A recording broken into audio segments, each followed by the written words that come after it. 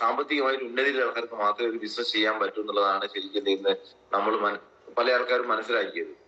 പക്ഷെ ഞാനും അങ്ങനെ തന്നെയാണ് മനസ്സിലാക്കിയത്. പക്ഷെ പിന്നെയാണ് ഈ ഒരു ട്രെയിനിങ് അറ്റ കാര്യങ്ങളൊന്നും മനസ്സിലാക്കി ലക്ഷങ്ങൾ ഇൻവെസ്റ്റ്മെന്റ് ഇല്ലാതെ ചെറിയ മുതൽ മുടക്കില് 5000 to 50,000 ഉൽപ്പന്നങ്ങൾ എടുത്തുകൊണ്ട് ശരിക്കും എന്ത് ചെയ്യാൻ നമുക്ക് ഈ ഒരു ബിസിനസ് സ്റ്റാർട്ട് ചെയ്യുക എന്നുള്ളതാണ്. എങ്ങനത്തെ ഒരു ബിസിനസ് ചെയ്യാന്നുള്ളത് ശരിക്കും ആ ട്രെയിനിങ് പോയാൽ മനസ്സിലാക്കിയത്.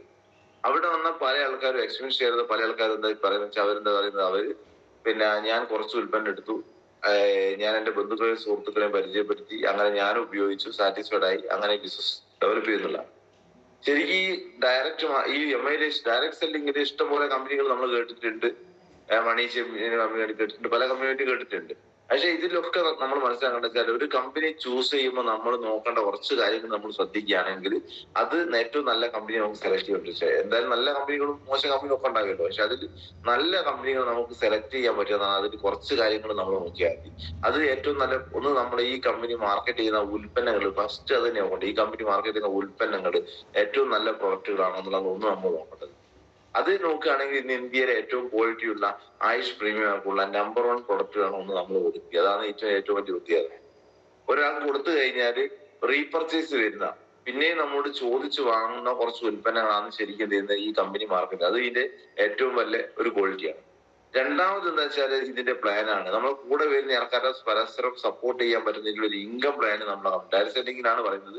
ഏറ്റവും നല്ല ഇൻകം പ്ലാൻ ആണെങ്കിൽ അത് നമ്മൾ എന്താ വെച്ചാൽ ഇൻകം പ്ലാൻ എന്നാണ് നമ്മളെ ഹൈബ്രിഡ് ബൈനർ എന്ന പ്ലാനിൽ പരസ്പരം അങ്ങോട്ടും ഇങ്ങോട്ടും സപ്പോർട്ട് ചെയ്യാൻ പറ്റുന്ന ഇൻകം പ്ലാൻ കൊണ്ട് നമുക്ക് നിർബന്ധമായിട്ട് നമുക്ക് ചെയ്ത് ചൂസ് ചെയ്യാൻ പറ്റുന്നതാണ് ഇതിന്റെ മറ്റൊരു കാര്യം.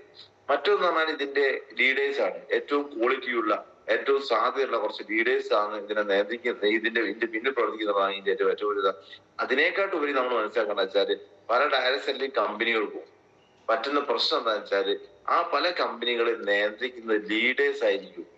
പക്ഷെ MI ദേശീയ മാർക്കറ്റിംഗ് കമ്പനിയെ നിയന്ത്രിക്കുന്ന ലീഡേഴ്സ് അല്ല, അത് സ്ട്രോങ് മാനേജ്മെന്റ് ആണെന്നുള്ളതിന്റെ ഏറ്റവും വലിയ വ്യത്യാസം. അപ്പൊ അതുകൊണ്ട് തന്നെയാണ് ഈ ഒരു കമ്പനി ഇത്രയും സാധ്യത.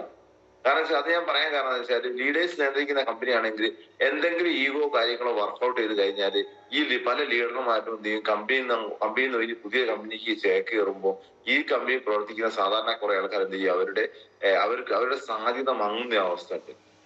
അപ്പൊ ലീഡേഴ്സ് എന്ത് ചെയ്യും, മറ്റു കമ്പനികൾ ചേക്കേറും, ഈ കമ്പനിയായിട്ട് അങ്ങനെ പല കമ്പനികളോടെ പൊട്ടിപ്പോയ കമ്പനികൾ നമുക്ക് ഇഷ്ടംപോലെ കമ്പനികളെ അറിയാം.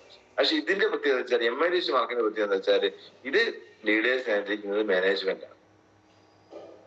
അതാണ് അങ്ങനെയുള്ള കുറെ സാധ്യതകൾ പഠിച്ചപ്പോ എന്താന്ന് വെച്ചാൽ ഇതൊരു ഫുൾ ടൈം കരിയർ ഏറ്റെടുക്കാനാണ് ശരിക്കും തുടക്കത്തിൽ പാർട്ട് ടൈം ആയിട്ടാണ് ചെയ്തത്. കാരണം നിലവിൽ നമ്മൾ ചെയ്യുന്ന ഒരു മേഖലയിൽ എന്ത് ചെയ്യാൻ പറ്റുന്നുണ്ട്, പിന്നെ നന്നായിട്ട് അത്യാവശ്യം മോശമില്ലാത്ത വരുമാനം കിട്ടുന്നുണ്ടല്ലോ. പക്ഷെ എന്നാലും ഒരു പാർട്ട് ടൈം ആയിട്ട് അവിടെ ഞാൻ ട്രെയിനിങ് പോയി മനസ്സിലാക്കിയ കുറച്ച് കാര്യങ്ങളുണ്ട്. ശരിക്കും എന്താ വെച്ചാൽ നമ്മൾ ചെയ്യുന്ന മേഖല കൂടെ പാർട്ട് ടൈം ചെയ്ത എന്തെങ്കിലും ഒരു ചെറിയൊരു മേഖല നമുക്ക് അങ്ങനെ ഞാൻ KSF ചിട്ടി ഉണ്ടായിരുന്നു. ആ ചിട്ടി അടച്ചുകൊണ്ട് ഒരു വരുമാനം ഉണ്ടാക്കാനുള്ള ഉദ്ദേശമാണ് ശരിക്കും പാർട്ട് ടൈം ആയിട്ട് ചെയ്തത്. അവിടെ നിന്ന് അങ്ങോട്ട് ഒരു 3 വർഷം ശേഷം ശരിക്കും ഒരു ഫുൾ ടൈം കരിയർ ഏറ്റെടുത്തിട്ടാണ് ബിസിനസ് ചെയ്തുകൊണ്ടിരിക്കുക. എല്ലാ മേഖലയും ഒഴിവാക്കി ഇതിൽ ഞാൻ ഫസ്റ്റ് പ്രയോറിറ്റി ഇത് കൊടുത്തുകൊണ്ടാണ് ശരിക്കും ഈ മേഖല പ്രവർത്തിച്ചുകൊണ്ടിരിക്കുന്നത്. അപ്പൊ ഇതിൽ നമ്മൾ വിജയിക്കണമെങ്കിൽ ശ്രദ്ധിക്കേണ്ട കുറച്ച് കാര്യങ്ങളാണ് ഞാൻ നിങ്ങളോട് ഷെയർ ചെയ്തത്. അപ്പൊ ഒന്നും പറഞ്ഞാൽ ശരിക്കും നമ്മൾ എന്ത് ചെയ്യണം, ഇത് ശരിക്കും ഒരു മാനേജ്മെന്റ് ആണ് ശരിക്കും ബിസിനസ്. നമ്മൾ നിലവിൽ ചെയ്യുന്ന മേഖല എന്ന് പറഞ്ഞാൽ ആക്റ്റീവ് ഇൻകം നമ്മൾ എന്ത് ചെയ്യണം, പാസീവ് ഇൻകത്തിലേക്ക് മാറണം. പാസീവ് ഇൻകം എന്ന് പറഞ്ഞാൽ നമ്മൾ പ്രസൻസ് ഇല്ലെങ്കിൽ നമുക്ക് വരുമാനം കിട്ടും. അവിടെ ബിസിനസ്സുകാരൊക്കെ ചെയ്യുന്നതാണ് പാസീവ് ഇൻകത്തിലാണ്. അപ്പൊ നമ്മൾ ആക്റ്റീവ് ഇൻകത്തിൽ പ്രവർത്തിച്ചുകൊണ്ടിരിക്കുക. അപ്പൊ ഇവിടെ ശരിക്കും നമ്മൾ എന്ത് ചെയ്യുക, ഈ ഒരു ആക്റ്റീവ് ഇൻകത്തിന് പാസീവ് ഇൻകത്തിന് മാറാൻ നമ്മൾ എന്ത് ചെയ്യണം, ഇതിൽ നമ്മൾ കുറച്ച് മാറ്റങ്ങൾ വരുത്താൻ തയ്യാറായി നമുക്ക് മാറാൻ പറ്റുന്ന മോശം ഗ്യാരണ്ടി. കാരണം വെച്ചാൽ ഇത് ശരിക്കും ഒരു ഞാൻ നേരത്തെ ഒരു മാനേജ്മെന്റ് പറഞ്ഞ ബിസിനസ്സാണ്. കുറെ ആൾക്കാർ നമ്മളെ കൂടെ ഉണ്ടാവും. അപ്പൊ നമ്മൾ അവരെ മെയിൻറ്റെയിൻ ചെയ്യാനുള്ള കപ്പാസിറ്റി ഉണ്ടാക്കി എടുത്തില്ലെങ്കിൽ നമുക്ക് എന്ത് ചെയ്യാൻ, നമുക്ക് ഇത് വിജയിക്കാൻ പറ്റില്ല. അധിക കാലം കൊണ്ട് ലീഡർമാരെ കൊണ്ട് നമുക്കിത് മാനേജ് ചെയ്ത് പോകാൻ പറ്റില്ല. ഒരു ഘട്ടം കഴിയുമ്പോൾ ടീം വളരെ പതിയാണ് നമുക്കത് വേണം. കാരണം ഞാൻ ബിസിനസ് കടന്നു വരുമ്പോൾ എന്റെ ധാരണ എന്താ വെച്ചാൽ ഇത് ബെന്നി സാറുണ്ടല്ലേ, ശൈലജ് സാറുണ്ടല്ലേ, ഒരു പറ്റ ലീഡേഴ്സ് ഉണ്ടല്ലേ, അവരങ്ങ് റൺ ചെയ്യും, ഞാൻ ആൾക്കാരെ പരിചയപ്പെടുത്തി കൊടുത്തതാണ് ധാരണയായിരുന്നു. ശരിയാണ്, തുടക്കത്തിൽ നമ്മളൊരു STC റാങ്ക് വരെയൊക്കെ എന്ത് ചെയ്യും, നമ്മൾ ചിലപ്പോൾ ഒരു DTC റാങ്ക് വരെ നമ്മൾ ആൾക്കാരെ ചിലപ്പോൾ പരിചയപ്പെടുത്തിയോ കാര്യങ്ങൾ റൺ ചെയ്തു. അവിടെ നിന്ന് അങ്ങോട്ട് നമ്മൾ കുറച്ച് ഉത്തരവാദിത്തം ഏറ്റെടുത്ത് ചെയ്ത് കഴിഞ്ഞാൽ എന്ത് ചെയ്യും, നമുക്ക് ഇതൊരു വലിയ അച്ചീവ്മെന്റ് ഒക്കെ ഉണ്ടാക്കി എടുക്കാൻ പറ്റും. അപ്പൊ അതിന് നമ്മൾ എന്ത് ചെയ്യണം, നമ്മൾ ശരിക്കും നമ്മളെ കൂടെ വരുന്ന ആൾക്കാരെ മാനേജ് ചെയ്യാൻ നമ്മൾ പഠിച്ചു കഴിഞ്ഞാൽ മാത്രമേ നമുക്ക് ഇതിൽ വലിയ അച്ചീവ് ഉണ്ടാക്കി കൊടുക്കൂ. ഇതിൽ ഏറ്റവും സിമ്പിളാണ്, ഇതിൽ വേറെ ഒന്നുമില്ല. ഇതിൽ ശരിക്കും നമ്മൾ ചെയ്യേണ്ട കാര്യം എന്താ വെച്ചാൽ ഒന്ന്, ഇതിനൊരു സിസ്റ്റം ഉണ്ട്.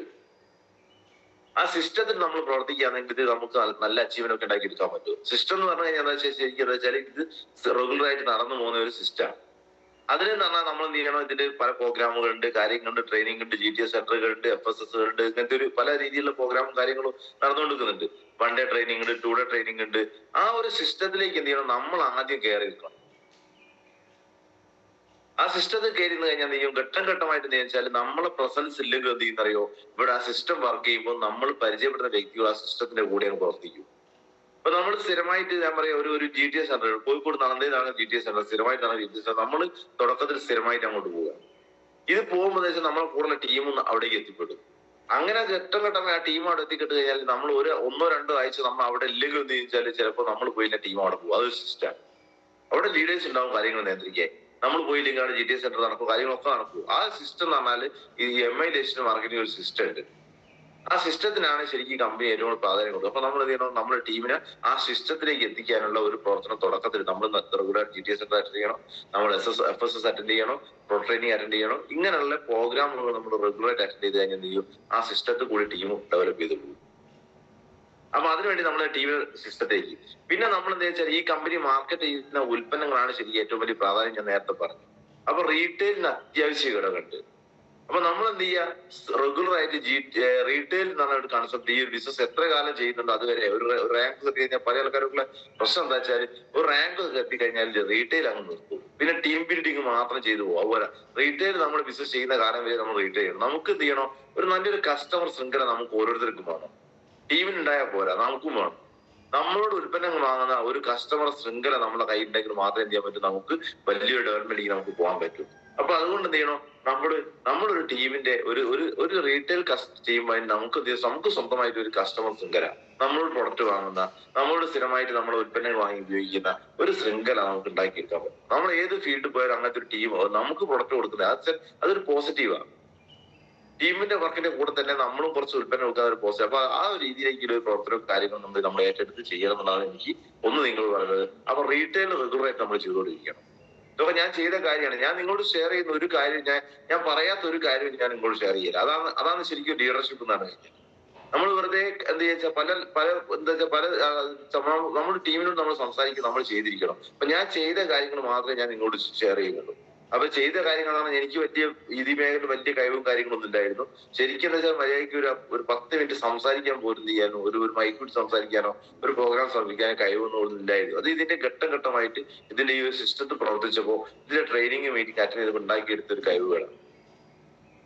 അപ്പൊ അങ്ങനെ എന്ത് ചെയ്യുക, ഈ റീറ്റെയിൽ ചെയ്ത് കഴിഞ്ഞാൽ പിന്നെ റീപർച്ചേസ് പല ആൾക്കാർക്ക് പറ്റുന്ന പ്രോബ്ലംസ് എന്താ വെച്ചാൽ പ്രൊഡക്റ്റ് റീറ്റെയിൽ ചെയ്യും, റീപർച്ചേസ് ചെയ്യലാണ്. ഒരു 50,000 ഹോം ഷോപ്പ് നമ്മൾ എടുക്കും. ഈ ഹോം ഷോപ്പ് എടുത്തു കഴിഞ്ഞാൽ നമ്മൾ ഈ പ്രൊഡക്റ്റ് നന്നായിട്ട് റീറ്റെയിൽ ഒക്കെ ചെയ്യും, ആൾക്കാരൊക്കെ വാങ്ങും. പക്ഷെ ഇത് റീപർച്ചേസ് ചെയ്യല, ഈ പ്രൊഡക്റ്റിന്റെ സ്റ്റോക്ക് മെയിൻറ്റെയിൻ ചെയ്യല. അത് ഏറ്റവും ശ്രദ്ധിക്കേണ്ട കാര്യമാണ്. ഈ പ്രൊഡക്റ്റിന്റെ സ്റ്റോക്ക് മെയിൻറ്റെയിൻ ചെയ്തില്ലെങ്കിൽ നമുക്ക് ഒരു ഘട്ടം കഴിയുമ്പോൾ നമുക്ക് ഇതിൽ പിടിച്ചു നിൽക്കാൻ പറ്റില്ല. മൈലേജ് മാർക്കറ്റ് പല ആൾക്കാരും നിർത്തിപ്പോയിട്ടുണ്ട്. എന്തുകൊണ്ടാ, ഇതിനെ പഠിക്കാൻ തയ്യാറായിട്ടില്ല, പ്രൊഡക്റ്റ് എടുക്കാൻ തയ്യാറായിട്ടില്ല, റീറ്റെയിൽ ചെയ്യാൻ തീരുമാനിച്ചിട്ടില്ല, അത് നിലനിർത്താൻ. പ്രൊഡക്റ്റ് ഒരു 50 സ്റ്റോക്ക് എടുത്തത് വിറ്റുപോയി, ഇത് എവിടെയാ ചെലവാക്കിന്നുള്ള ആർക്കും ഓർമ്മ ഉണ്ടായില്ല. പക്ഷെ പിന്നെ അവസാനം ഘട്ടത്തിൽ പറയാന്ന് വെച്ചാൽ എനിക്ക് ഇത്ര പൈസ പോയി, ആർക്കും പൈസ ഒന്നും പോയിട്ടൊന്നുമില്ല. അപ്പൊ സ്റ്റോക്ക് എന്ത് ചെയ്യാൻ നിർബന്ധമായിട്ട് എന്ത് ചെയ്യാൻ മെയിൻറ്റെയിൻ ചെയ്യുക. സ്റ്റോക്ക് മെയിൻറ്റെയിൻ ചെയ്തിട്ട് എന്ത് ചെയ്യാൻ പറ്റില്ല, നമുക്ക് ഇത് ഈ ബിസിനസ് അധികാരം പിടിച്ചു നിൽക്കാൻ പറ്റില്ല. ഇനി സ്റ്റോക്ക് മെയിൻറ്റെയിൻ ചെയ്ത് ആ ഘട്ടം ഘട്ടമായിട്ട് പോകുന്നത് വെച്ചാൽ നമ്മൾ എന്ത് ചെയ്യണം, പ്രൊഡക്റ്റ് കൊടുക്കുന്ന ആൾക്കാരൊക്കെ ഘട്ടം ഘട്ടമായിട്ട് റിക്രൂട്ട്മെന്റിലേക്ക് മാറ്റണം. കാലാകാലം റീറ്റെയിലിൽ മാത്രം പോലെ ഒരു വ്യക്തിക്ക് നമ്മൾ കുറച്ച് ദിവസം റീറ്റെയിൽ ചെയ്ത് പ്രൊഡക്റ്റ് കൊടുത്തത് പിന്നെ അവരെ റിക്രൂട്ട്മെന്റ് മാറ്റി കഴിഞ്ഞാൽ എന്ത് ചെയ്യാൻ പറ്റും, അതിൽ കൂടി ഒരു ചെറിയ സ്റ്റോക്ക് എടുക്കുക, ഐഡിയ അടിക്കുക, നമ്മൾ എന്ത് ചെയ്യുക, റിക്രൂട്ട്മെന്റ് ചെയ്യുക. ആ റിക്രൂട്ട് ചെയ്ത ആൾക്കാരെ ഘട്ടം ഘട്ടമായിട്ട് ഹോം ഷോപ്പിലേക്ക് നമ്മൾ കൺവേർട്ട് ചെയ്യുക. ഏറ്റവും സുഖം ഞാൻ പറഞ്ഞതെന്ന് വെച്ചാൽ നിങ്ങളെന്താ ശരിക്കും ഞാൻ മനസ്സിലാക്കി, ഈ പ്രൊഡക്റ്റ് നന്നായിട്ട് പരിചയപ്പെടുത്തിയ വ്യക്തിയെ ബോധ്യമുള്ള ഒരു ചെങ്ങായിനെ കൊണ്ട് നമ്മൾ ഹോം ഷോപ്പ് എടുപ്പിക്കാൻ നമുക്ക് ഒരു റിസ്ക്കും ഇല്ല. പ്രൊഡക്റ്റ് പർച്ചേസ് ചെയ്യണമല്ലോ. അപ്പൊ അതിന് ഏറ്റവും കൂടുതൽ നല്ലത് ഹോം ഷോപ്പ് ചെയ്യുക. ബിസിനസ് ഡെവലപ്പ് ചെയ്യുന്ന ഹോം ഷോപ്പ് അത്യാവശ്യം ഘടകം. ഹോം ഷോപ്പ് ഇല്ലാണ്ട് നമുക്ക് എന്ത് ചെയ്ത് ഡെവലപ്പ് ചെയ്തെടുക്കാൻ പറ്റില്ല. അപ്പൊ നമ്മൾ എന്ത് ചെയ്യണം, ഒരു ഹോം ഷോപ്പ് എടുക്കാൻ ഉദ്ദേശിച്ച ആൾക്കാരെ പറ്റി നന്നായിട്ട് അവന്റെ ട്രെയിനിങ് മീറ്റിംഗിൽ നമ്മൾ അറ്റൻഡ് ചെയ്ത് അവനെ നന്നായിട്ട് പഠിപ്പിച്ച് ബോധ്യപ്പെടുത്തി കഴിഞ്ഞാൽ അവന് പിന്നെ ഹോം ഷോപ്പ് എടുത്തു കഴിഞ്ഞാൽ അവന് സ്വന്തമായിട്ട് പുറത്താൻ കിട്ടുള്ളൂ. നമുക്ക് വലിയ റിസ്ക് ഉണ്ടായിരിക്കും. ഒരു ആരോഗ്യ സെമിനാറോ കാര്യങ്ങളോ നമ്മൾ കണ്ടക്ട് ചെയ്തെടുത്താൽ മതി. അപ്പൊ അതുകൊണ്ട് നമ്മൾ എന്ത് ചെയ്യുക, റീറ്റെയിൽ ചെയ്തിട്ടുള്ള ആൾക്കാര് അത് റിക്രൂട്ട്മെന്റ് ചെയ്ത് കഴിഞ്ഞാൽ പിന്നെ അവനെ കൊണ്ട് എന്ത് ചെയ്യുക, ഹോം ഷോപ്പിലേക്ക് കൺവേർട്ട് ചെയ്യാനുള്ള കാര്യങ്ങൾ എന്ത് ചെയ്യുക, നമ്മൾ ഏറ്റെടുത്ത് ചെയ്യുക. ഇനി കുറച്ച് ആൾക്കാരെ റിക്രൂട്ട് ചെയ്തുകൊണ്ട് കാര്യമില്ല. ഈ റിക്രൂട്ട്മെന്റ് എന്ന് പറഞ്ഞാലും സംഭവം റെഡിയാണ്. പക്ഷെ ഇവരെ നിലനിർത്താനുള്ള ഒരു കപ്പാസിറ്റി നമ്മൾ ഉണ്ടാക്കിയെടുക്കണം. അത് നമ്മൾ ആദ്യം ഉണ്ടാക്കിയെടുക്കണം. ലീഡർമാർക്ക് ഉണ്ടായിട്ട് കാര്യമില്ല. എന്റെ അപ്ലൈ ലീഡർക്ക് ഇതിനെ കപ്പാസിറ്റി ഉണ്ടല്ലോ എന്ന് പറഞ്ഞാലും നമുക്ക് കപ്പാസിറ്റി വേണം. കാരണം വെച്ചാൽ അല്ലെങ്കിൽ നമ്മളെ കൂടെ വരുന്ന ആൾക്കാർക്ക് നമ്മളുടെ ഒരു വാല്യൂ ഉണ്ടാകുക. അപ്പൊ അതുകൊണ്ട് നമ്മൾ റെഗുലർ ആയിട്ട് മീറ്റിംഗ് ട്രെയിനിങ് അറ്റൻഡ് ചെയ്ത് എന്ത് ചെയ്യുക, ഇതിന്റെ ഒരു കപ്പാസിറ്റി നമ്മൾ ഉണ്ടാക്കിയെടുത്ത് കഴിഞ്ഞാൽ, നിലനിർത്താൻ ഒരു കപ്പാസിറ്റി ഉണ്ടാക്കിയെടുത്ത് കഴിഞ്ഞാൽ അതിൽ കൂടി എന്ത് ചെയ്യാൻ നമുക്ക് നല്ലൊരു ടീമിനെ നമുക്ക് സെറ്റ് ചെയ്തെടുക്കാൻ പറ്റും. അപ്പൊ അതുകൊണ്ട് വന്ന ആൾക്കാരെ നിലനിർത്താനുള്ള ഒരു കപ്പാസിറ്റി കൂടി നമ്മൾ ഉണ്ടാക്കിയെടുക്കണം. അതുമായിട്ട് ബന്ധപ്പെട്ട് പറയാനുള്ളത്. അപ്പൊ ഇത് അങ്ങനെ നമ്മൾ പുതിയ ആൾക്കാരെ റിക്രൂട്ട്മെന്റ് ചെയ്യുമ്പോൾ നമ്മൾ ശ്രദ്ധിക്കേണ്ട കാര്യം എന്ന് വെച്ചാൽ, ഇതിൽ നമ്മൾ എന്ത് ചെയ്യണം, ഈ വന്ന വ്യത്യസ്ത സ്ഥലങ്ങളിൽ എന്ത് ചെയ്യണം, നമ്മൾ റിക്രൂട്ട്മെന്റ് വേണം. ഒരു തുടക്കക്കാരാണെങ്കിൽ എന്ത് ചെയ്യാം, ഏറ്റവും ചുരുങ്ങിയത് കോഴിക്കോട് ജില്ലേന്റെ പല സ്ഥലങ്ങളിൽ ചെറിയ ചെറിയ ടീമുകൾ, ഒരു മേഖല മാത്രം ഒതുങ്ങാതെ പല സ്ഥലങ്ങളിൽ എന്ത് ചെയ്യുക, റിക്രൂട്ട്മെന്റ് ചെയ്യാനുള്ള കാര്യങ്ങൾ ചെയ്യുക. അപ്പൊ അതിനെ പോക്കറ്റ് ക്രിയേഷൻ എന്നാ പറയുക. പല സ്ഥലങ്ങളിൽ എന്ത് ചെയ്യാം, നമുക്ക് പോക്കറ്റ് ഉണ്ടായിരിക്കണം. തുടക്കക്കാരനുള്ള ഒരു ഡിസ്ട്രിക്റ്റിൽ മാത്രം ഒതുങ്ങി ചെയ്താൽ മതി. കാരണം വെച്ചാൽ മറ്റു സ്ഥലങ്ങളിൽ നമ്മൾ ഒരു പുതിയൊരു വ്യക്തി മറ്റൊരു സ്ഥലത്തേക്ക് നമ്മൾ പോക്കറ്റ് മറ്റു ജില്ലയിലേക്ക് പോകുമ്പോൾ പ്രശ്നം വെച്ചാൽ, നമ്മൾ അവിടെ ഒരു കോൺടാക്ട് എടുത്തു കഴിഞ്ഞാൽ ആ കോൺടാക്ട് ഡെവലപ്പ് ചെയ്യണമെങ്കിൽ നമ്മൾ അവിടെ കുറച്ചു കാലം അവിടെ എഫേർട്ട് ഇട്ടിരിക്കും.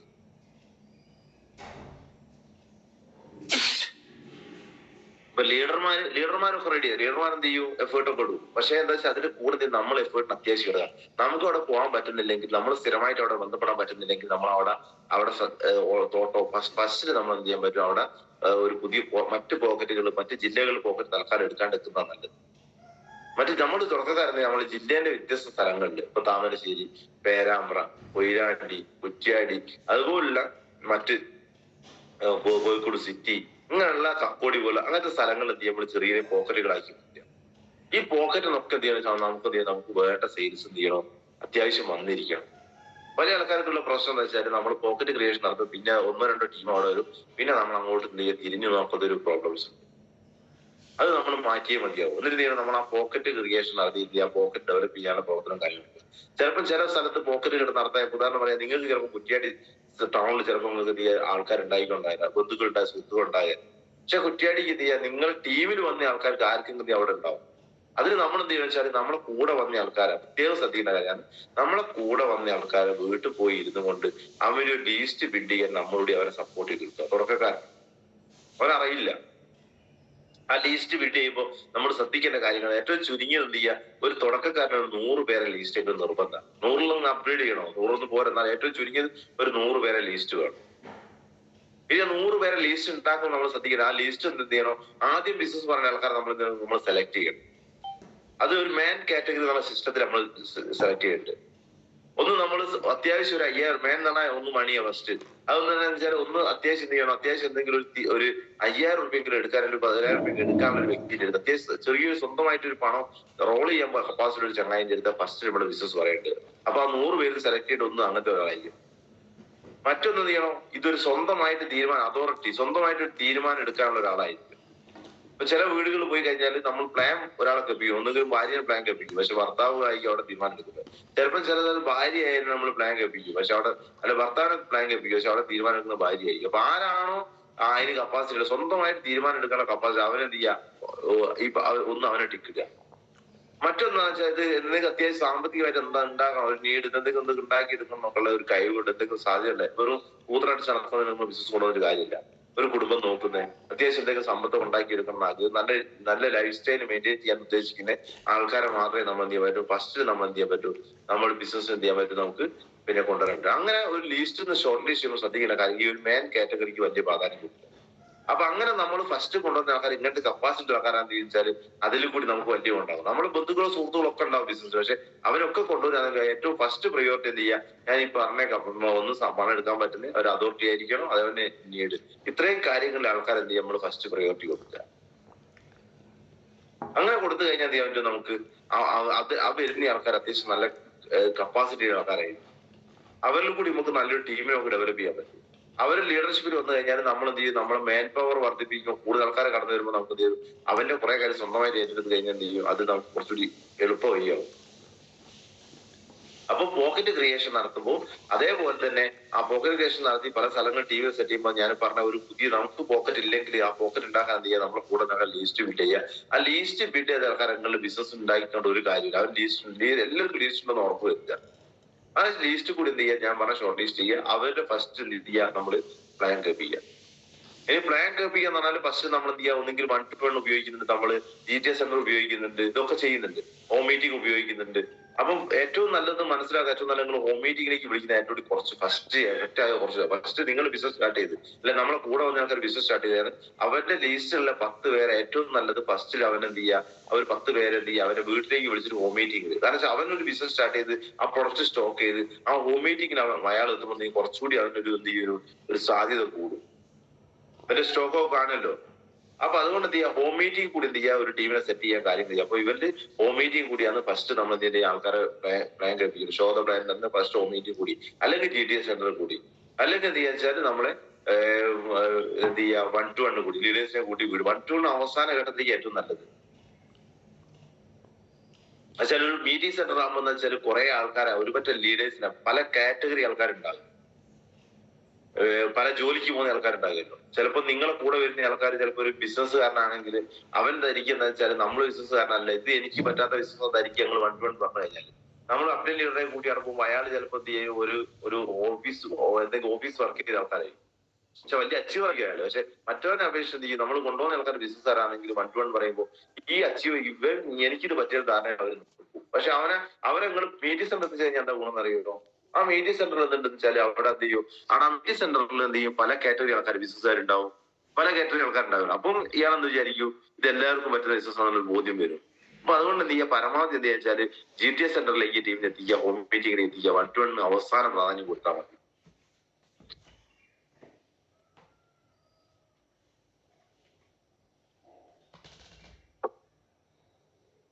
അങ്ങനെ ഹോം മീറ്റിംഗ് കൂടി ഒരാളെ നമ്മൾ എത്തിച്ചു കഴിഞ്ഞാൽ അവന് ഈ കാര്യങ്ങൾ അവന്റെ സെയിൽസ് ക്ലോസ് ചെയ്യുക. ചിലപ്പോൾ സെയിൽസ് ക്ലോസിങ് 1-2 പ്രാവശ്യം ചിലപ്പോൾ സെയിൽസ് ക്ലോസിങ് നടക്കില്ല. അവിടെ നമ്മൾ ശ്രദ്ധിക്കേണ്ട ഫോളോ അപ്പ് എന്നാണ് സിസ്റ്റം അത്യാവശ്യ ഘടകം. പല ആൾക്കാർക്കും പറ്റുന്ന വിഷയം ചിലർ ഫോളോ അപ്പ് ചെയ്യല. 1-2 പ്രാവശ്യം പ്രോഗ്രാം ലഭിക്കും, 1-2 പ്രാവശ്യം എന്ത് ചെയ്യുക, അവരെ വിളിച്ചു നോക്കൂ. അതിനെ ഫോണിൽ കൂടി പരമാവധി ഫോളോ അപ്പ് ചെയ്യുക.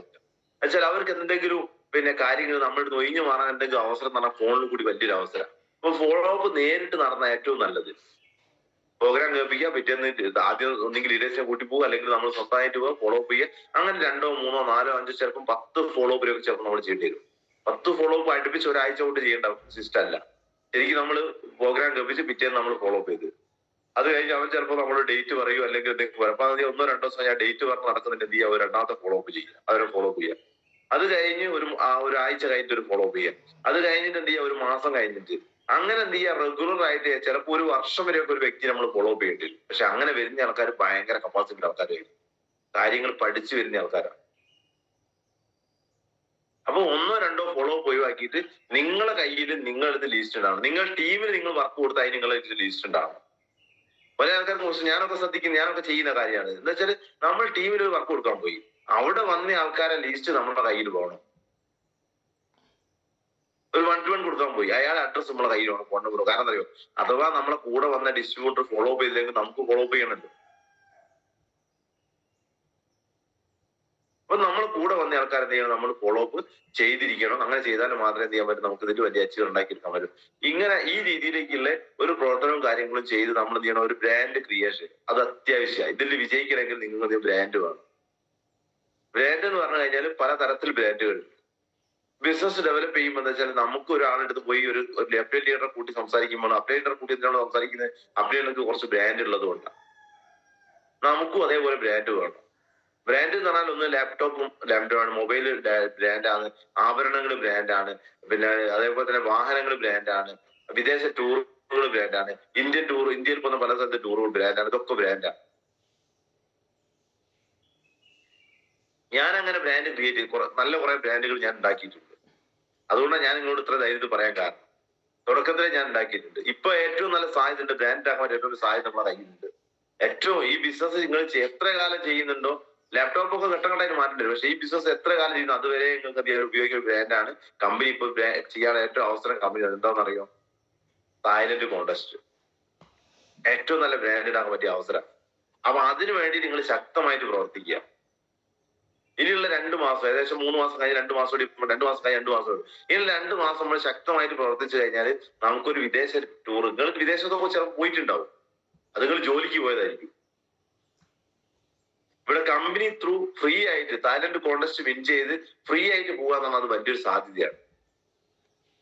അപ്പൊ അതുകൊണ്ട് നിങ്ങൾ എന്ത് ചെയ്യുക, നിങ്ങൾ ഒരു ബ്രാൻഡ് ഉണ്ടാക്കാൻ ഇപ്പൊ ഏറ്റവും കൂടുതൽ പ്രാധാന്യം കൊടുക്കണം. ബ്രാൻഡ് എന്ന് പറഞ്ഞാൽ ആ ബ്രാൻഡ് നമ്മൾ ഉണ്ടാക്കി എടുത്തേ മതി. ആ ബ്രാൻഡ് ഇല്ലെങ്കിൽ നമുക്ക് വലിയ അച്ചീവ് ഉണ്ടാക്കി എടുക്കാൻ പറ്റും. അപ്പൊ അതൊരു തായ്ലൻഡ് കോൺടെസ്റ്റ് നിങ്ങൾ ശക്തമായിട്ട് വർദ്ധിക്കുക. ഇനി 2 മാസം ഏറ്റവും സിമ്പിളാ. ഇപ്പം കമ്പനി തായ്ലൻഡ് കോൺടെസ്റ്റ് ഏറ്റവും സിമ്പിളാ. ഞാൻ വിൻ ചെയ്തതാ, ഞാൻ ഇതിന്റെ മുന്നേ വിൻ ചെയ്തിട്ടുണ്ട്. അത് ഇതിനെക്കാട്ടും ടഫുള്ള ടൈമിലാണ്, തുടക്കത്തിലാണ് ഞാൻ വിൻ ചെയ്തത്. ഏറ്റവും സാധ്യത തുടക്കക്കാർക്കാ തായ്ലൻഡ് കോൺടെസ്റ്റ് വിൻ ചെയ്യാൻ. ഒരു ഫ്രീ യാത്രയാണ്. ഇപ്പൊ നമ്മൾ നന്നായിട്ട് റീറ്റെയിൽ ചെയ്യണം, എന്നാലും അതേ കോൺടെസ്റ്റ് വിൻ ചെയ്യാൻ പറ്റും. അപ്പൊ അങ്ങനെ കോൺടെസ്റ്റ് വിൻ ചെയ്ത് നിങ്ങൾ ഒരു ബ്രാൻഡ് ഉണ്ടാക്കി എടുക്കണം എന്നുള്ളതാണ് എനിക്ക് നിങ്ങളോട് പറയാനുള്ളത്. ബ്രാൻഡ് ഉണ്ടെങ്കിൽ മാത്രമേ ഇതിൽ നമുക്ക് വിജയിക്കാൻ പറ്റും. ഞാൻ അതുപോലെ ഒരു ബ്രാൻഡ്, തായ്ലൻഡ് എന്ന ബ്രാൻഡ് ഞാൻ ഉണ്ടാക്കിയിട്ടുണ്ട്. അപ്പൊ ഈ ബിസിനസ് സ്റ്റാർട്ട് ചെയ്യുമ്പോൾ തുടക്കത്തിൽ നിങ്ങൾ, ഞാൻ നേരെ ചിലപ്പോൾ പല ആൾക്കാരും വിചാരിക്കും പോലെ എന്താ വിചാരിക്കുക, ഇത് ലീഡർമാർ ചെയ്യുന്ന ധാരണയായിരുന്നു. പക്ഷെ ഘട്ടം ഘട്ടമായിട്ട് ഇതിന്റെ പല മീറ്റിംഗ്, ട്രെയിനിങ്, അതിന്റെ കാര്യങ്ങൾ പഠിച്ചതിന് ശേഷം എന്താ വെച്ചാൽ ശരിക്കും എന്റെ ഈ എംഐലേഷൻ മാർക്കറ്റിംഗ് നല്ല ബ്രാൻഡ് ഉണ്ടാക്കിയെടുക്കാൻ എനിക്ക് സാധിച്ചിട്ടുണ്ട്.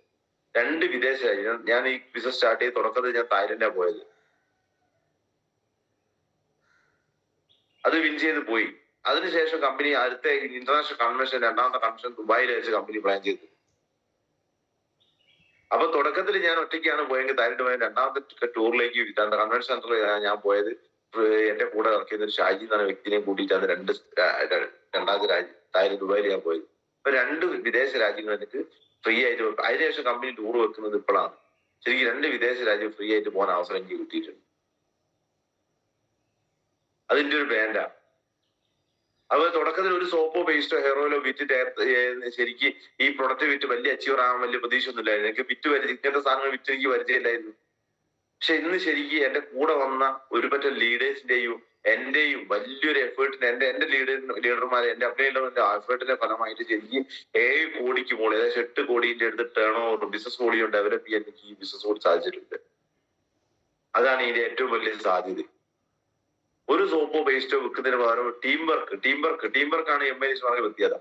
ഒറ്റയ്ക്ക് എഫോർട്ട് ഒരിക്കലും എനിക്ക് ഈ പറഞ്ഞ 7 കോടിന്റെ ഉൽപ്പന്നം ഈ പറഞ്ഞ 6-7 വർഷം കൊണ്ട് ചിലപ്പോൾ വിറ്റെടുക്കാൻ സാധിക്കില്ല.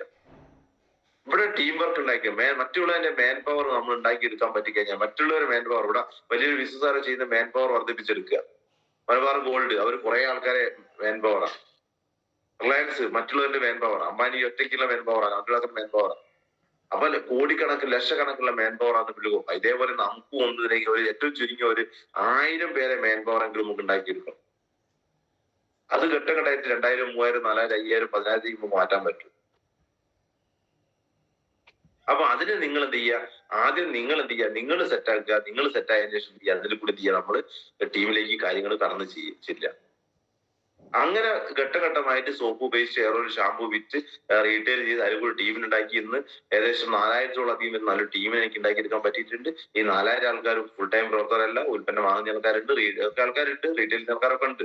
അപ്പൊ ഇങ്ങനെ നമ്മൾ എന്ത് ചെയ്യുക, ഒരു ടീമിനെ സെറ്റ് ചെയ്ത് കഴിഞ്ഞാൽ ആ ടീമിൽ കൂടി നമുക്ക് വലിയ അച്ചീവ് എടുക്കാൻ പറ്റും. അപ്പൊ ഇതിൽ എന്ന് പറഞ്ഞാൽ ശരിക്കും 2 വിദേശ രാജ്യങ്ങൾ പോയി എന്ന് പറയാൻ പറഞ്ഞു. അതേപോലെ തന്നെ തായ്ലൻഡ് എന്ന് പറഞ്ഞ രാജ്യത്ത് പോകാൻ സാധിച്ചു, ദുബായി പോകാൻ സാധിച്ചു. അതേപോലെ തന്നെ കമ്പനി പറയുന്നത് നമ്മളെ ഇൻകം പ്ലാൻ ഉണ്ടല്ലോ, ഇൻകം പ്ലാൻ നിങ്ങൾ നന്നായിട്ട് പഠിക്കണം. ഇതിൽ ഇൻകം പ്ലാൻ നന്നായിട്ട് പഠിച്ച് ഏതൊക്കെ രീതിയിൽ ഇൻകം കിട്ടുന്ന പഠിച്ചു കഴിഞ്ഞാൽ നിങ്ങൾ അതിന് ഏറ്റവും വലിയ പ്രാധാന്യം കൊടുക്കണം. ഇൻകം പ്ലാൻ പഠിച്ചില്ല ഇത് വലിയ അച്ചീവ് ഉണ്ടാക്കില്ല. അപ്പോൾ ഏതൊക്കെ രീതിയിൽ ഇൻകം കിട്ടുന്ന കാര്യങ്ങൾ പഠിച്ചിട്ട് ഇതിന്റെ 2,14,000 ഫിഗർ എനിക്ക് വാങ്ങാൻ സാധിച്ചിട്ടുണ്ട്. അത് എന്റെ ഒരു അച്ചീവ്മെന്റ്, ഒരു ബ്രാൻഡാണ്. അതേപോലെ തന്നെ ഞാൻ നേരത്തെ പറഞ്ഞു 1 മണിക്കൂർ 2 മണിക്കൂർ സംസാരിച്ചൊന്നും പരിചയമില്ല. 5-10 മിനിറ്റ് നമ്മൾ എന്തൊക്കെയാക്കി മൈക്രോവേവ് അവിടെ ശരിക്കും പല ട്രെയിനിങ്ങിലും ശരിക്കും എന്ത് ചെയ്യാൻ പറ്റും. ഞാൻ കഴിഞ്ഞ ദിവസം എന്റെ ടീമിന്റെ മാത്രമായിട്ടൊരു വലിയൊരു അച്ചീവ്മെന്റ്, മറ്റു പല ടീം ബേസ് ചെയ്ത് തന്നെയാണ് പ്രോഗ്രാം നടത്തല്. ശ്രീ സാറെ ടോട്ടൽ ടീമായിരുന്നു ഞാൻ എന്ത് ചെയ്യല്, എന്റെ അപ്ലൈഡ് ശ്രീ സാറ് ടോട്ടൽ ടീമായിരുന്നു ഞങ്ങൾ 1 day 2 day ട്രെയിനിങ് നടത്താറ്. പക്ഷെ അതിൽ നിന്ന് ഞാൻ NT ചാനലിൽ ചെറിയൊരു മാറ്റം വരുത്തി. കഴിഞ്ഞ ദിവസം ഞാൻ ശരി ഒരു 60-70 ആൾ പങ്കെടുക്കുന്ന ഒരു പ്രോഗ്രാം ഞാൻ വൈത്തിരി ഹോളിഡേ റിസോർട്ട് വെച്ച് ഞാൻ നടത്തി. ഒരു കട്ടിങ് അടിച്ച് RR ഒരു പ്രോഗ്രാം, ശൈലേഷ് സാറാണ് കാര്യങ്ങളൊക്കെ സെറ്റ് ചെയ്ത് തരുന്നത്. RR ഒരു കട്ടിങ് അടിച്ച് പ്രോഗ്രാം ആണ്. ആ ഒരു കട്ടിങ് 666 അതാ ഒരു ബ്രാൻഡാ. ആ ഒരു RR എന്ന് പറഞ്ഞ കട്ടിങ് അടിച്ച് പ്രോഗ്രാമിൽ ശരിക്കും ടുഡേ RTP തന്നെയാണ്, RTP തന്നെ പറയാ. പക്ഷെ അതൊരു മറ്റൊരു പേരിലേക്ക് നമ്മൾ മാറ്റിയല്ലോ. RTP ആണ്. അതിൽ വ്യത്യസ്തമായിട്ട് കുറെ മാറ്റങ്ങളുണ്ട്. ഈ ഒരു RR എന്ന് പറഞ്ഞ പ്രോഗ്രാം ഉണ്ടെന്ന് വെച്ചാൽ എനിക്ക് അതിൽ ഒരു സെഷൻ എനിക്ക് എടുക്കാൻ പറ്റി. ഞാൻ 3 ലീഡേഴ്സ് അതിൽ സെഷൻ എടുത്തു. ഒന്ന് ശൈലേഷ് സാറ്, ഒന്ന് ഞാൻ, ഒന്ന് ശ്രീ സാറ്. 3 ലീഡേഴ്സ് സെഷൻ എടുത്ത് കൂടുതൽ ശൈലേഷ് സാറാണ് എടുത്തത്. അതിൽ ഒരു സെഷൻ എനിക്ക് എടുക്കാൻ പറ്റും. 2 മണിക്കൂറുള്ള സെഷൻ ഞാൻ എടുത്തു. തുടക്കത്തിൽ ശരിക്കും ഞാൻ പറയോ 1 മണിക്കൂറോ 2 മണിക്കൂറോ പ്രവർത്തിച്ച് പരിചയമില്ലാതെ എനിക്ക് ശരിക്കും സ്വന്തമായിട്ട് ഒരു പ്രോഗ്രാം നടത്തിയിട്ട് അവിടെ 1 മണിക്കൂർ സെഷൻ 2 മണിക്കൂർ സെഷൻ എടുക്കാൻ പറ്റിയെന്നാണ് അതെന്റെ ഈ ഒരു ബിസിനസിന്റെ കഴിവാണ്. അത് ഗ്രോത്ത് ഇതിന്റെ ട്രെയിനിങ് മീറ്റിങ്ങിന് പോയിട്ട് ഉണ്ടാക്കിയെടുത്ത ഗ്രോത്താ. ഇത് എന്റെ ഒരു ബ്രാൻഡാ ട്രെയിനിങ് ഉണ്ടാക്കിയെടുത്ത ട്രെയിനിങ്. ഇതേപോലെ എന്ത് ചെയ്യണം വെച്ചാൽ നമുക്ക് സ്വന്തമായിട്ട് ഒരു ടീം ഉണ്ടാക്കിയെടുക്കുന്ന ഒരു രീതിയിലെ അവസ്ഥയിലേക്ക് നമ്മൾ മാറണം. അടുത്ത പ്രോഗ്രാം ഞാൻ ഫിക്സ് ചെയ്ത് കഴിഞ്ഞ ആഴ്ച ഞാൻ എന്ത് ചെയ്ത് അതന്നെ ഞാൻ ന്യൂ ഇയറാണ് നടത്തിയത്. ജനുവരി 1, 2 തീയതികളിൽ ഞങ്ങൾ അങ്ങ് തുടങ്ങി. ആ തുടങ്ങിയതിന്റെ ഫലം ഞാൻ അനുഭവിച്ചു. ഏകദേശം ഈ കഴിഞ്ഞ വീക്കിൽ ശരിക്കും എന്ത് ചെയ്യാൻ പറ്റിയ ഒരു 35 ഒരൊറ്റ ആഴ്ച കൊണ്ട് ഇന്ന് 12 ഈ ഒരാഴ്ച കൊണ്ട് ശരിക്കും 32ഓളം 35 അടുത്ത് ഗോവ കോൺടെസ്റ്റ് വിന്നേഴ്സ് എനിക്ക് ഉണ്ടാക്കിയെടുക്കാൻ പറ്റി. പിന്നെ സാറേ ടാസ്ക് മാറിയിട്ട് അത് കഴിഞ്ഞ ആ ടൈം കഴിഞ്ഞ അതിനുശേഷം ഞങ്ങൾ ഈ പ്രോഗ്രാം നടത്തിയോണ്ട് ഞങ്ങൾ ഒരു കോൺടെസ്റ്റ് കൊടുത്തായിരുന്നു. ആ കോൺടെസ്റ്റിൽ ഏകദേശം 35ഓളം ഗോവ കോൺടെസ്റ്റ് വിന്നേഴ്സിന് ഒരാഴ്ച കൊണ്ട് ഉണ്ടാക്കിയെടുക്കാൻ പറ്റിയിട്ടുണ്ട്. അടുത്ത RRന്റെ ഡേറ്റ് ഞാൻ ഫിക്സ് ചെയ്ത് വരുന്ന ഫെബ്രുവരി 4, 5 രണ്ടാമത് അടുത്ത പ്രോഗ്രാം ഫിക്സ് ചെയ്തു. സാർ ഡേറ്റ് വാങ്ങി അടുത്ത പ്രോഗ്രാം ഫിക്സ് ചെയ്ത് കഴിഞ്ഞു. അതിലൊരു 60 കൂടുതൽ പങ്കെടുക്കാൻ പറ്റില്ല. പരമാവധി ഒരു 50 to 60, 70 വരെ അതിന്റെ മുകളിലുള്ള ആൾക്കാർ 60 ഒതുക്കണം എന്നാണ് പറയുക. കാരണം കൂടുതൽ ആയാലും അതിന് ഗുണം കിട്ടുക. അപ്പൊ ഒരു 60 ആളെ വെച്ചുകൊണ്ട് എന്ത് ചെയ്യുക ഈ പറഞ്ഞ പ്രോഗ്രാം ഫിക്സ് ചെയ്തു. അപ്പൊ അതേപോലെ എന്താ വെച്ചാൽ നിങ്ങൾ ഓരോരുത്തരും സ്വന്തമായിട്ട് ടീം ഉണ്ടാക്കി സ്വന്തമായിട്ട് പ്രോഗ്രാം വെക്കണം എന്നുള്ള രീതിയിലേക്കുള്ള ഒരവസ്ഥയിലേക്ക് നമ്മളിപ്പോഴേ മൈൻഡ് അതിലേക്ക് മാറ്റണം. എന്നാൽ മാത്രമേ നമ്മളൊരു എനിക്ക് ആ മൈൻഡ് ആദ്യം ഉണ്ടായിരുന്നു. എന്നാണ് അത് ഞാൻ പ്രാർത്ഥിക്കുക. അതിന്റെ ഒരു ബ്രാൻഡാ സ്വന്തം പ്രോഗ്രാം. അപ്പൊ ഈ രീതിയിൽ എന്ത് ചെയ്യാ നമ്മൾ എന്ത് ചെയ്യാ ശരിക്കും എന്ത് ചെയ്യാ വെച്ചാല് എന്ത് ചെയ്യാ ഔട്ട് ഓഫ് സ്റ്റേഷൻ വർക്കിനെ പറ്റി ശ്രദ്ധിക്കുക. ഔട്ട് ഓഫ് സ്റ്റേഷൻ വർക്ക് ചെയ്യുമ്പോൾ വെച്ചാൽ നിങ്ങൾ എന്ത് ചെയ്യുക അവിടെ സ്ഥിരമായിട്ട് കേന്ദ്രീകരിക്കാൻ ശ്രദ്ധിക്കണം. കേന്ദ്രീകരിച്ചില്ലേ നമുക്ക് എന്ത് ചെയ്യില്ല, അതിന് ഗുണം കിട്ടില്ല. പിന്നെ നമുക്ക് എന്ത് ചെയ്യണം വ്യക്തമായ എന്താ വെച്ചാൽ ശരിക്കും പല ആൾക്കാർക്കുള്ള പ്രശ്നം വ്യക്തമായ ഡ്രീമോ ഗോളോ ഒന്നുമില്ല. അത് ഉണ്ടാക്കിയെടുക്കണം. ഡ്രീം എന്ന് പറഞ്ഞാൽ ശരിക്കും നമുക്ക് അച്ചീവ് ചെയ്യാൻ പറ്റിയ ഡ്രീം ആയിരിക്കും. എന്തെങ്കിലും വലിയ ഡ്രീം എന്ന് പറഞ്ഞാൽ ഒരു ഷോർട്ട് ടൈം ഡ്രീം ഒക്കെ വേണത്. ഒരു ഗോൾ ഉണ്ടാക്കുമ്പോൾ പിന്നെ ഒരു 6 മാസത്തെ ഒരാഴ്ച 1 മാസത്തെ ഗോള് ഒരു 6 മാസത്തെ ഗോള് അല്ലെങ്കിൽ 1 വർഷത്തെ ഗോള് 2 വർഷത്തെ ഗോള് 3 വർഷം അങ്ങനെ രീതിയിലുള്ള ഒരു ഗോള് നമ്മൾ ഉണ്ടാക്കിയെടുക്കണം. ഡ്രീമും ഗോളും നമ്മളെ വേണം. എന്നാലും മാത്രമേ എന്ത് ചെയ്യാൻ പറ്റും. ഡ്രീം ഇല്ലാണ്ട് ഗോൾ നമുക്ക് ഉണ്ടാക്കിയിട്ട് കാര്യമില്ല. ഇനി ഗോൾ ഉണ്ടായിട്ട് കാര്യം ഡ്രീമും വേണം. ഡ്രീം ഉണ്ടായിട്ട് കാര്യം ഗോളും വേണം. ഇനി ഗോളും ഡ്രീമും ഉണ്ടാകാൻ കൊണ്ട് കാര്യമില്ല. എന്ത് വേണം? ആക്ഷൻ വേണം, പ്ലാനിങ് വേണം. വ്യക്തമായ പ്ലാനിങ് വേണം. ചിലപ്പോൾ നമുക്ക് വലിയ പ്ലാൻ ചെയ്യാൻ പറ്റില്ല. അത് ലീഡേഴ്സ് വെച്ച് നമ്മൾ പ്ലാൻ ചെയ്യണം. ലീഡർമാർ തന്നെ പ്ലാനിങ് ഉണ്ട്. തുടക്കത്തിൽ ലീഡർമാരുടെ പ്ലാനിങ് മതി.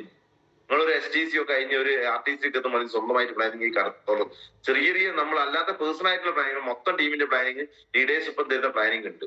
ആ പ്ലാനിങ് ഉപയോഗപ്പെടുത്തിക്കൊണ്ട് നമ്മൾ അതിനുള്ള ആക്ഷൻ എടുക്കുക. ആക്ഷൻ എന്ന് പറഞ്ഞാൽ ഒന്നുമില്ല, ഫീൽഡ് വർക്കാണ്. ഫീൽഡ് വർക്ക് ഒരു ആക്ഷനാണ്. പല ആൾക്കാരും ആക്ഷൻ എടുക്കുന്നില്ല. Field work to hard work അത്യാവശ്യം.